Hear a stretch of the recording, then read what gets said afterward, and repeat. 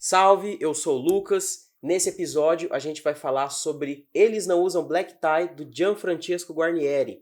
Gianfrancesco Guarnieri, nascido em 34, morto em 2006, foi um importante dramaturgo e ator da cena do teatro brasileiro dos anos 50, 60, 70 e até mais além. O Eles Não Usam Black Tie é um drama. E a primeira coisa que eu preciso falar com você é a respeito do que é o drama. O drama é um gênero literário que surgiu lá antigamente, no período grego, se desenvolveu, e ele é marcado principalmente por não ter narração, porque ele não é feito para ser lido, ele é feito para ser interpretado no teatro. Tudo que você vai ver, ó, você tá vendo essa imagem? Tudo isso aqui é a estrutura do drama. Então presta atenção nos nomes, presta atenção nas ações, entre parênteses, que é o que a gente chama de rubrica. Tudo isso é super importante porque, por ser um gênero literário específico, ele tem a sua estrutura específica. Então presta atenção nisso porque pode cair no vestibular. A peça Eles Não Usam Black Tie, ela estreou em 22 de fevereiro de 1958 e foi dirigida pelo José Renato. Ela foi muito importante, principalmente porque ela é a primeira peça de teatro que contém o tema drama social no Brasil. Drama social é um subgênero ali do drama que ele vai tratar de questões sociais importantes e discutidas. E que, lógico, vão ter a ver com a exploração de trabalho, vão ter a ver com causas que afetam as pessoas. Então, o Eles Não Usam Black Tie é pioneiro nisso, é super importante. E além de cair no vestibular, é importante você conhecer essa obra para saber a sua importância dentro do teatro brasileiro, tá? Uma coisa importante, a primeira coisa que você tem que saber, o ponto de vista dessa peça, ela é feita meio que inversamente ao teatro até então. No Brasil, o teatro ele era restrito só para as elites das grandes cidades. Então, ela era feita da elite para a elite. Depois de um tempo, principalmente quando saiu Eles Não Usam Black Tie e foram saindo outras obras do teatro de arena, que eu vou falar um pouquinho melhor depois, essas coisas começaram a mudar. A gente teve o ponto de vista do pobre em relação ao mundo. E Eles Não Usam Black Tie exatamente sobre isso. A discussão de temas universais e importantes para o ser humano, elas acontecem ali, mas de um jeito diferente. Hoje em dia é normal a gente ver um filme retratando a realidade dos pobres e tal. Mas tenta imaginar que isso é no meio dos anos 50, um pouquinho antes de sair, de rolar o golpe, né, a ditadura militar ser instaurada. Então era um período de ânimos aflorados, era um período de muita discussão, de muito conflito, e essa obra aí veio para marcar um tipo de revolução no teatro. Importante mencionar que os anos 50 estão perto da terceira geração do modernismo, que foi uma época também de mudanças, de revolução. Além disso, um pouquinho depois a gente ia ter a Tropicália e a música que ia celebrar a liberdade humana contra toda forma de repressão e tal. Então, tava tudo meio que junto, dentro dos mesmos 15 anos ali, só que algumas coisas marcam melhor do que outras. O que eu quero dizer com isso? Pode ser que existissem outros teatros, outras peças de teatro que tratassem de temas sociais, mas que por não estarem no lugar certo na hora certa, eles acabaram sendo desvalorizados. Eu quero falar isso também com relação a todos os períodos literários. Quando a gente fala que tal período literário começou em 1836, tal período literário começou em 1945, não significa que ele não existisse até então, tá? Então, só para deixar claro, o Eles Não Usam Black Tie, ele é pioneiro nisso porque ele caiu no lugar certo na hora certa. Que lugar é esse? É o Teatro de Arena. O Teatro de Arena, ele foi um dos mais importantes grupos teatrais brasileiros entre os anos 50 e os anos 60 aqui no Brasil, que, como eu falei, é um pouquinho antes da ditadura militar. O Teatro de Arena começou em 53 e ele promoveu uma renovação e uma nacionalização do teatro brasileiro. E ele ficou até 72, que foi um pouquinho depois de sair o AI-5 da ditadura. Se você não sabe sobre o AI-5, dá uma pesquisada, porque ele foi muito importante. Foi o ato mais sanguinário e mais repressivo da ditadura militar. Foi ela que promoveu censura de música, de livro, de filme, de peça de teatro também. Tá, agora vamos falar diretamente do Eles Não Usam Black Tie. Ela saiu em 1958. A história, ela se passa nos anos 50, na favela carioca, e ela tem por personagens uma família tradicional carioca que está ali na favela, em que a maioria das pessoas trabalha numa fábrica, todos eles trabalham muito, ganham muito pouco, e eles convivem com aquele ambiente conflituoso entre o patrão e o empregado. Uma peça de teatro, ela tem uma organização diferente de outros livros que você lê por aí. Enquanto você tem no livro normal capítulos, você vai ter numa peça de teatro atos. Geralmente são 4 ou 5 atos, e aí dentro do ato você vai ter cena ou quadro.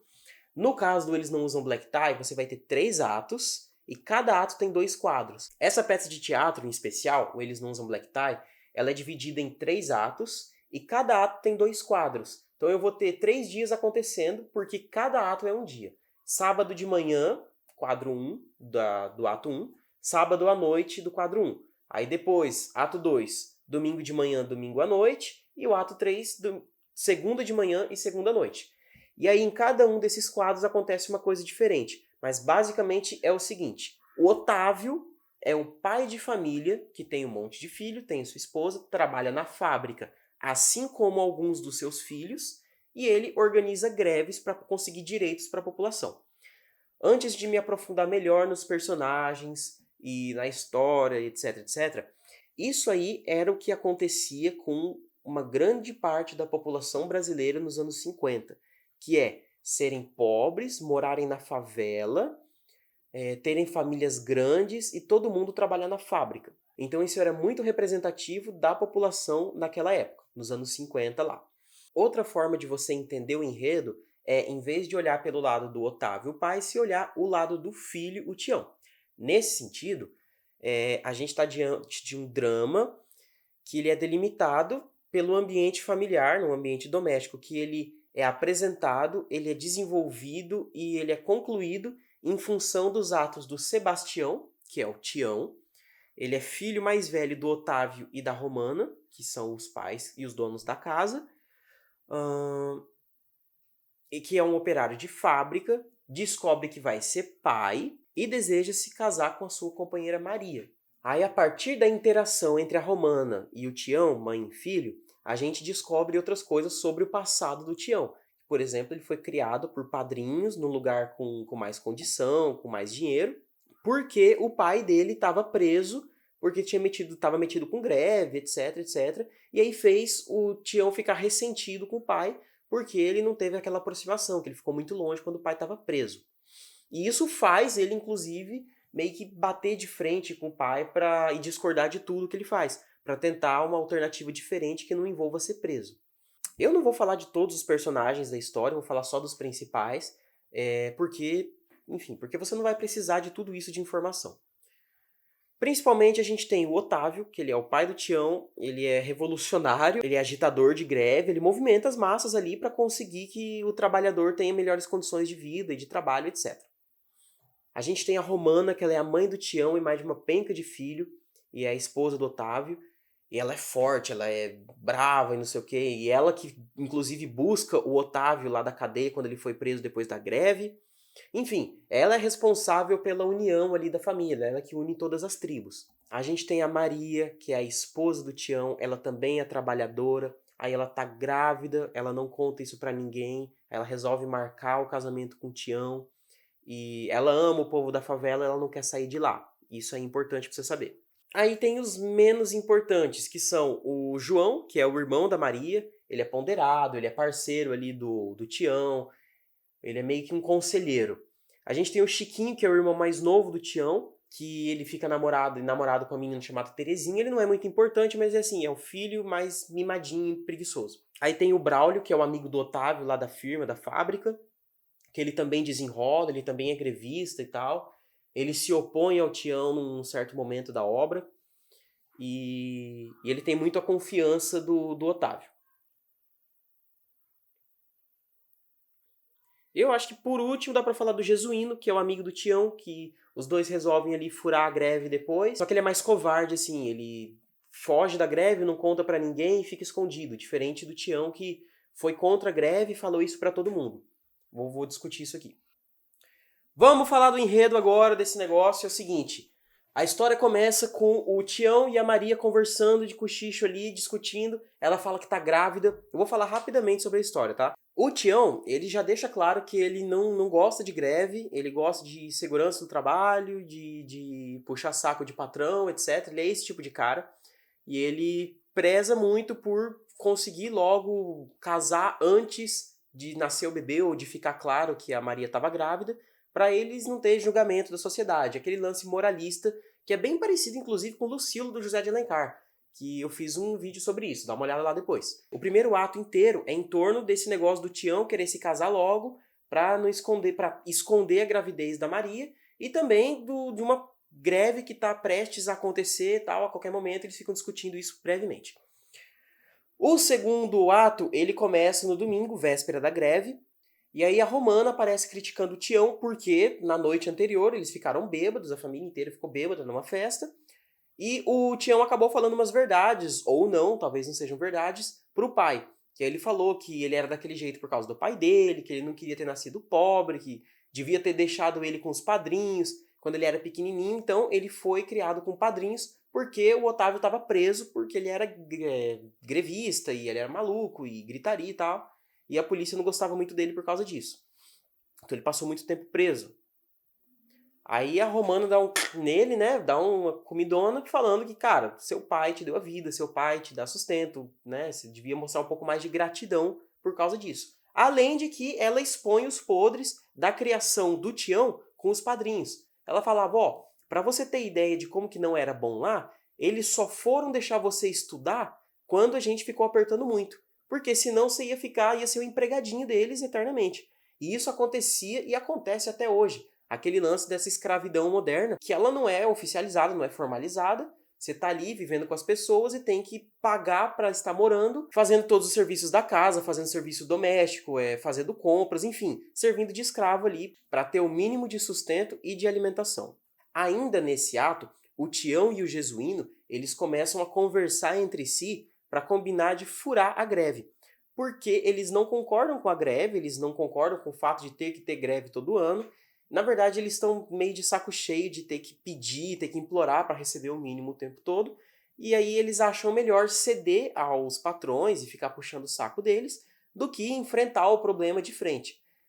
Então, no fim das contas, sim, isso aí é tudo sobre covardia a respeito do Tião e do Jesuíno. O Jesuíno é um amigo dele que bota essas coisinhas na cabeça dele falando, cara, vamos largar a mão desse negócio, não vamos pra greve não, vamos, né, fazer um acordo ali por fora, furar a greve, combinar com o patrão.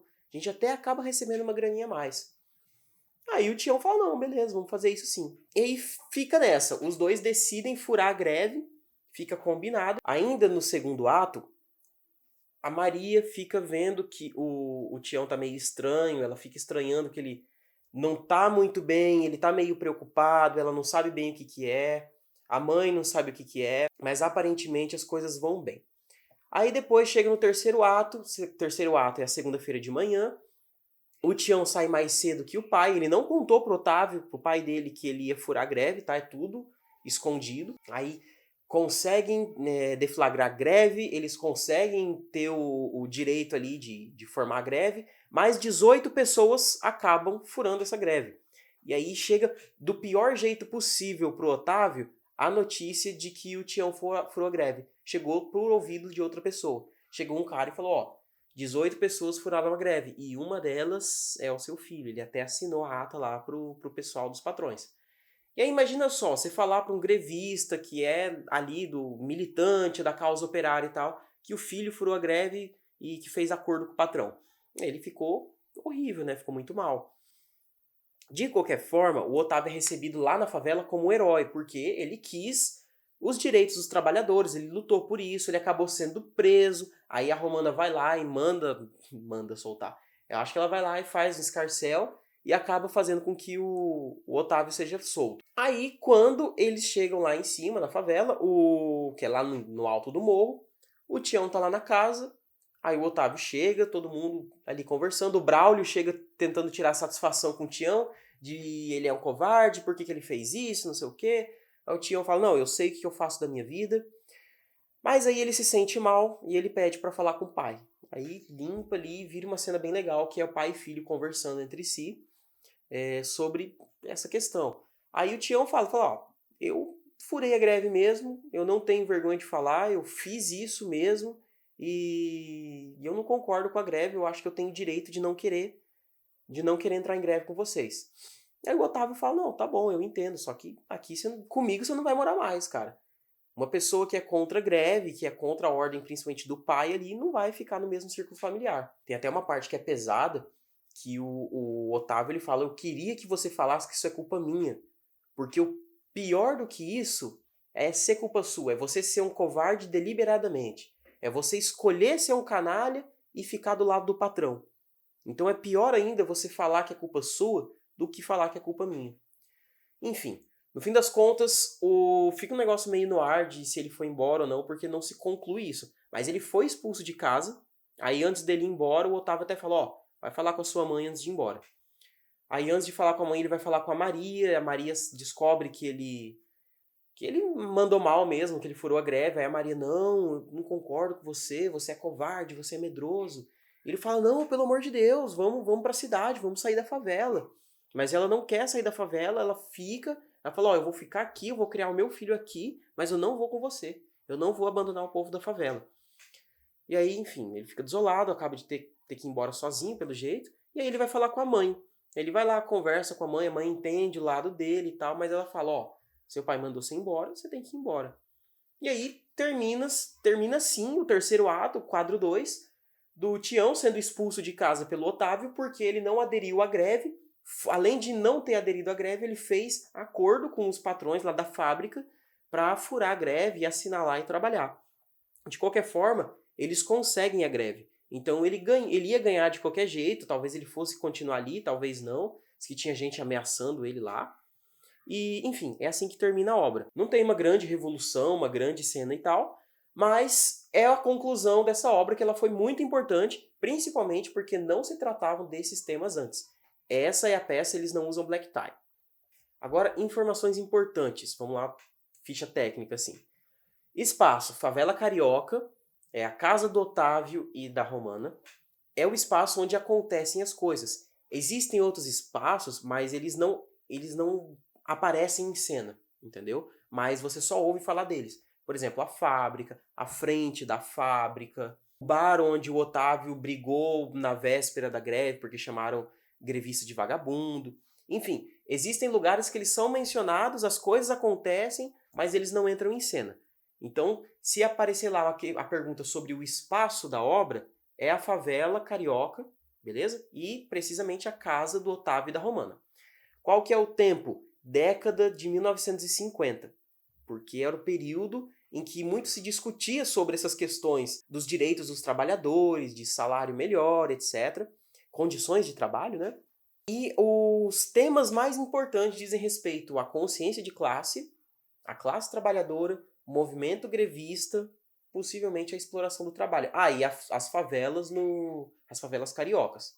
Então imagina o tanto de coisa que acontece ali que nunca foi tratado antes no teatro. E o teatro, ele era meio que o cinema aqui no Brasil. Porque o cinema demorou para aparecer aqui e para se popularizar mais ainda. Então, quando começou a ter qualquer apresentação de ficção para as pessoas mais pobres, começou tendo esse tipo de tema. E aí muita gente se identificou, principalmente, né, óbvio, as pessoas pobres, da classe trabalhadora, das classes mais baixas da sociedade. Em 1981, essa peça de teatro virou um filme. O diretor foi o Leon Hirschman, e aí teve gente importante participando. Aí o filme ganhou prêmio no Festival de Veneza, já foi considerado assim, um dos 100 maiores filmes brasileiros de todos os tempos. Então, enfim, foi um marco muito legal e muito importante para o teatro e para o cinema brasileiro também. Então, quais as informações que você tem que tirar aí de Eles Não Usam Black Tie? É uma peça de teatro inovadora para o teatro moderno brasileiro e para o teatro moderno carioca. É importante principalmente porque saiu no Teatro de Arena, que foi um local muito... Desculpa, Teatro Paulista. Ela se passa na favela carioca, mas foi inaugurado em São Paulo, tá? Enfim, o Teatro de Arena apareceu aí como um elemento importante para difundir essa peça de teatro e mais do que isso, para difundir essa temática mais engajada em questões sociais, mais militante e principalmente porque ela coloca em evidência o que vinha se tratando até então no vocabulário brasileiro. As pessoas falavam muito sobre problemas sociais, sobre o movimento de greve, enfim, sobre melhores condições de vida para os brasileiros, porque a situação estava muito difícil, beleza? Então essa foi a peça Eles Não Usam Black Tie, de Gianfrancesco Guarnieri. Anota as principais informações e pula para o próximo vídeo.